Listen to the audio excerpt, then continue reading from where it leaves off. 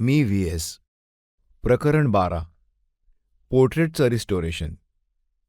पुण्यासारख्या विद्येचं माहेरघर असलेल्या तसेच सांस्कृतिक महत्त्व असलेल्या शहरात एक काळिमा लावणारी घटना घडली. ही भयंकर घटना म्हणजे जानेवारी 2004 पुण्यातील भांडारकर इन्स्टिट्यूटवर झालेला हल्ला होय.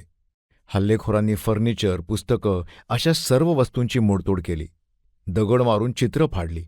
महत्त्वाच्या व दुर्मिळ दस्तऐवजांचं या हल्ल्यात मोठं नुकसान झालं. अविचारी लोकांनी केलेल्या या हल्ल्यामुळे देशाचं खूप मोठं नुकसान झालं. पुणे शहरातच नाही तर भारतात व परदेशातही या घटनेचे पडसाद उमटले. या घटनेनंतर दुसऱ्याच दिवशी डॉक्टर व्ही मा बाचल यांनी एक मीटिंग घेतली. या मीटिंगमध्ये खराब झालेली चित्र परत नवीन करण्याकरता काही चित्रकारांवर जबाबदारी सोपवण्यात आली. या चित्रांमध्ये डॉक्टर भांडारकर यांचं 8 फूट बाय 5 फुटाचं लाईफ साईज पोर्ट्रेट होतं. ते अनेक ठिकाणी खराब झालं होतं. काही ठिकाणी कपटे पडले होते तर काही ठिकाणी फाटलं होतं. त्या मीटिंगमध्ये डॉक्टर बाचल म्हणाले, हे पेंटिंग एकच व्यक्ती पहिल्याप्रमाणे दुरुस्त करू शकेल आणि ती व्यक्ती म्हणजे चित्रकार व्ही एस कुलकर्णी. ते आजारी असल्यानं मीटिंगला येऊ शकले नाहीत, परंतु आपण हे पेंटिंग दुरुस्त करण्याचं काम त्यांच्यावर सोपवूया. मी ही बातमी दुसऱ्या दिवशी वाचली. नंतर भांडारकर इन्स्टिट्यूटच्या मानद सचिव सौ सरोजा भाटे यांनी माझ्याशी संपर्क साधून भांडारकरांच्या तैलचित्राची जबाबदारी माझ्यावर सोपवली. आता माझं विचारचक्र सुरू झालं. आजपर्यंत मी अनेक पेंटिंग्स केली होती, तसंच कलेच्या संदर्भातील अनेक प्रकारची कामं केली होती, परंतु रिस्टोरेशनचं म्हणजे जुन्या चित्राची दुरुस्ती करून ते पहिल्यासारखं करणं हे काम कधीही केलं नव्हतं. रिस्टोरेशनबद्दल बरंच वाचलं होतं, तसंच श्री गोंधळेकर यांच्याबरोबर या विषयावर अनेक वेळा चर्चाही झाली होती, परंतु प्रत्यक्ष कामाचा अनुभव नव्हता. केवळ माहिती असणं आणि प्रत्यक्ष हाताखालून काम गेलेलं असणं यात खूपच फरक असतो. आता काय करावं? ज्या विश्वासानं डॉक्टर बाचल यांनी ही जबाबदारी माझ्यावर सोपवली होती तो विश्वास सार्थ करण्याचं मी ठरवलं. माझ्यापुढे हे एक मोठं आव्हान येऊन ठाकलं ते मी स्वीकारलं. पेंटिंग पहिल्यासारखं होण्यास सुमारे 6 महिन्यांचा काळ लागला. प्रथम नेहमीप्रमाणे सकाळी स्टुडिओत जाऊन त्या चित्राचं निरीक्षण करणं हेच माझं काम सुरू झालं. शांत बसून चित्राचं निरीक्षण करण्यातच माझा सगळा वेळ जात असे. हे चित्र फ्रँक ब्रुक्स या युरोपियन आर्टिस्टनं रेखाटलं होतं. त्यानं वापरलेल्या कॅनव्हासपासून ते त्यानं वापरलेले रंग, रंगलेपनाची त्याची पद्धत, त्याच्या ब्रशचे फटकारे म्हणजे स्ट्रोक्स इथपर्यंत साऱ्या गोष्टींचा अभ्यास केला.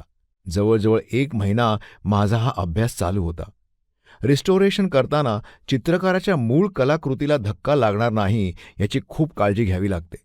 रिस्टोरेशन पूर्ण झाल्यानंतर ते चित्र त्या मूळ कलाकाराचंच आहे हे पाहणाऱ्यास वाटलं पाहिजे. यासाठी मी अनेक प्रयोग करून पाहिले. छोटी चित्र घेऊन ती दुरुस्त करून पाहिली. एवढं मोठं लाईफ साईज पेंटिंग उत्तम प्रकारे पूर्ववत करण्यासाठी मी आता कंबर कसून कामाला लागलो. प्रथम पेंटिंगच्या आकाराचं टेबल करून घेतलं.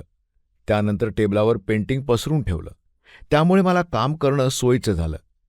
चित्र आहे त्यापेक्षा खराब होऊ नये म्हणून संपूर्ण चित्रावर एक पातळ कागद लावून ठेवला. त्यानंतर चित्राच्या बाजूला खराब झालेला कॅनव्हास कापून टाकला.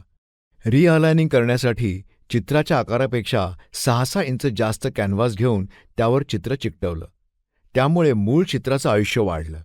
हे करत असताना मी रेझिन व वॅक्सचा उपयोग केला.